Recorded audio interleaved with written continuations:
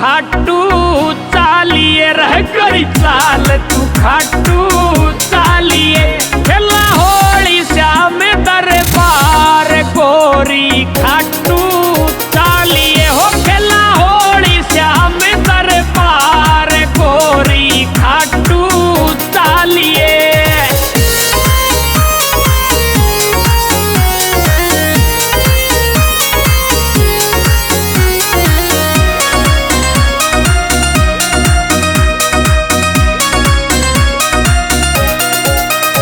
गोरी मेले में से भीड़ घनी रे गोरी मेले में से भीड़ घनी उड़े भगता की रे बरमार मेले में से भीड़ घनी उड़े भगता की बरमार मेले में से भीड़ घनी।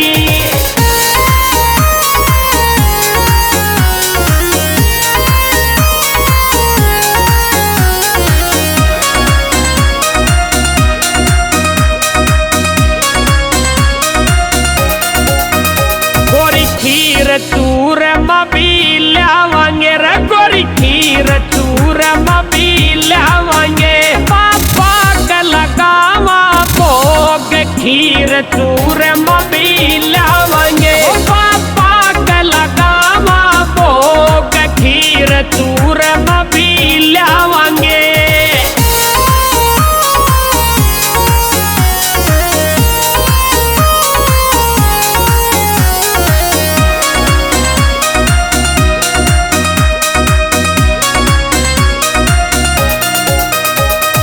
खाटू वाला श्याम धनी हो मेरा खाटू वाला श्याम धनी हारे का साथी श्याम खाटू वाला श्याम धनी हारे का साथी श्याम खाटू वाला श्याम धनी।